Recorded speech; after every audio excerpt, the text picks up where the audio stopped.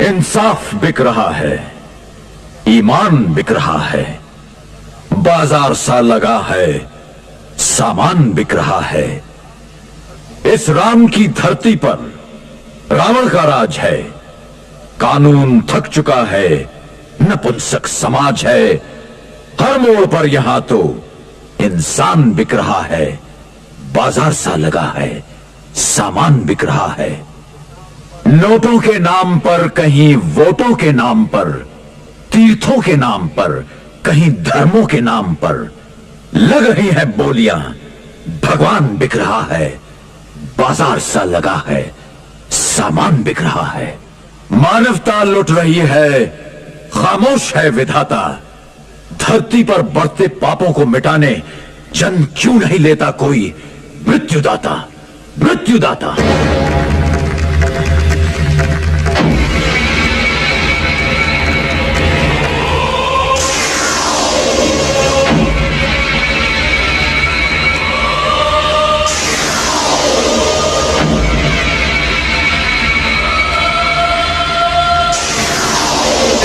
आप लोग ये मौन तोड़ेंगे या मिट्टी के माधव बने बैठे रहेंगे? देखिए, ये मीटिंग हमने एक दूसरे के दर्शन के लिए नहीं बुलाई, बल्कि पार्टी के मार्गदर्शन के लिए बुलाई। चुनाव सर पर है, पार्टी को अपना घोषणा पत्र बनाना है, और आप सब गिरधारी जी, नूर साहब, विनायक जी, आप लोग खामोश काहे हैं? अरे भाई, आप तो पार्टी के सीनियर नेता हैं। पार्टी को आपके मार्गदर्शन की जरूरत है। अरे आप लोग बोलते काहे नहीं? अरे बोले तो क्या बोले, वादे ही तो कर रहे हैं हमेशा की तरह। पूरे आश्वासनों की लोरी सुनाकर 5 साल के लिए जनता को सुनाना ही तो है। पुराने घोषणा पत्र में थोड़ी सी फेर बदल करके छपवा दीजिए। अब तो मैनिफेस्टो एक रस्म बनकर रह गया है। घोषणा पत्र की वैल्यू पुरानी रद्दी जैसी हो गई है। कितनी नफरत करती है जनता हमसे। पहले लाखों लोगों की भीड़ में नेता अकेले जाते थे, मगर आज 4 लोगों के बीच में जाते हैं तो 8 कमांडो साथ में होते हैं। कहां से पैदा हो गया ये डर? अपने ही लोगों से खतरा क्यों पैदा हो गया है हमें? क्योंकि इतने सालों में हमने जनता की समस्या हल नहीं की, दुख दूर नहीं किए। पता नहीं, गुंडागिरी और राजनीति का ये गठबंधन इस देश को और कहां लेकर जाएगा। गांधी जी ने सही कहा था, जिस दिन जनता का विश्वास नेता पर से उठ जाएगा, उस दिन जनता उनको चुन चुन कर मारेगी। मतलब अब आपको यहाँ बैठे सब नेता गुंडा नजर आने लगे। आप यही कहना चाहते हैं ना कि जनता हम सबको चुन चुन के मारेगी? तो ठीक है, हम आज ही आपके इस शुभ विचार को हाईकमान तक पहुंचा देंगे। उसकी जरूरत नहीं है। एक नेता है इस देश में, त्रिलोचन त्रिपाठी, जो आज भी गांधी जी के सिद्धांतों पर चल रहा है। कितने राज्यों में सरकार बना ली है उसने, करोड़ों लोग जान देने को तैयार है उसके लिए। उसके साथ रहेंगे तो कम से कम हमारे आत्मा को तो शांति मिलेगी। हम आपकी आत्मा की शांति के लिए प्रार्थना करेंगे।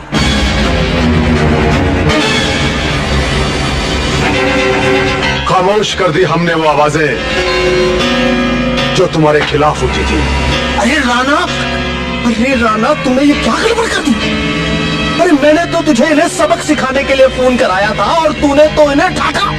बूढ़े दिमाग सबक भूल जाते हैं मोहनलाल जी, इसीलिए राणा तुंगा ने इन्हें स्कूल से ही निकाल दिया है। अगर जनता को इनकी मौत का कारण क्या बताऊंगा? इन लाशों का क्या करूंगा? अरे तुम जानते नहीं, ये गांधी जी के जमाने के खड़ूस थे। पूरे देश में इनकी छवि बिल्कुल साफ है। मेरा पॉलिटिकल करियर तो और फलेगा फूलेगा। इनकी मौत पर आंसू बहाना, इन्हें अपना आदर्श बताना, इनके हथियारों को पकड़ने की कसमें खाना और एक कमीशन भी बैठाना। रही बात लाशों की, तो कल सुबह के अखबार में छपवा दो कि देश के 3 महान नेता आतंकवादियों के बम का शिकार हो गए। सुन लिए धमाके, देख ली सच्चे नेताओं की मौत। नाम लिया जा रहा है आतंकवादियों का, लेकिन ये तीनों आज की गंदी राजनीति का शिकार हुए हैं और रास्ते से हटा दिए गए हैं। बाद में शोक सभाएं होंगी, कुछ लोग आंसू बहाएंगे, सरकार इंक्वायरी कमीशन बिठाएगी और उनके मौत के रिपोर्ट की एक फाइल तैयार होगी, और वो फाइल सरकारी गोदाम में हजारों सड़ती हुई फाइलों के साथ साथ सड़ती रहेगी। फिर कहते हैं कि त्रिलोचन त्रिपाठी कुछ भी बोलता रहता है, लेकिन सरकार के ग्रामोफोन की सुई एक ही जगह पे अटक गई है।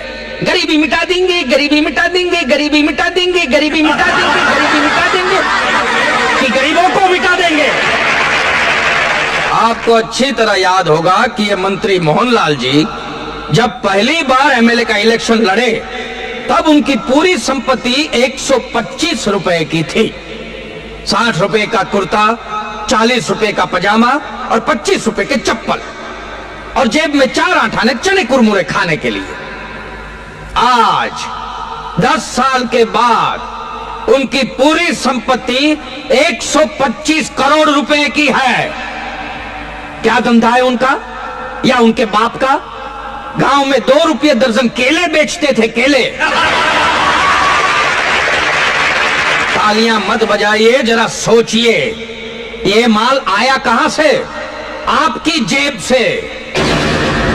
अब तो उठो, अब तो अपनी आत्मा को जगाकर संविधान ने आपको दिए हुए मताधिकार का असली उपयोग करके ये देशद्रोही और गद्दार नेताओं को कुर्सी से उखाड़ कर फेंक दो, वरना इन्होंने तो कसम खाई है कि कुर्सी के साथ साथ ही चीता पर चढ़ जाएंगे, लेकिन कुर्सी नहीं छोड़ेंगे। इनकी राजनीति का सिर्फ एक ही मतलब है, सिर्फ राज करो, कोई नीति नहीं।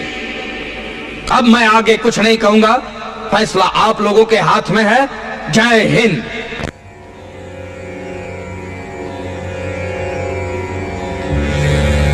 घर है कि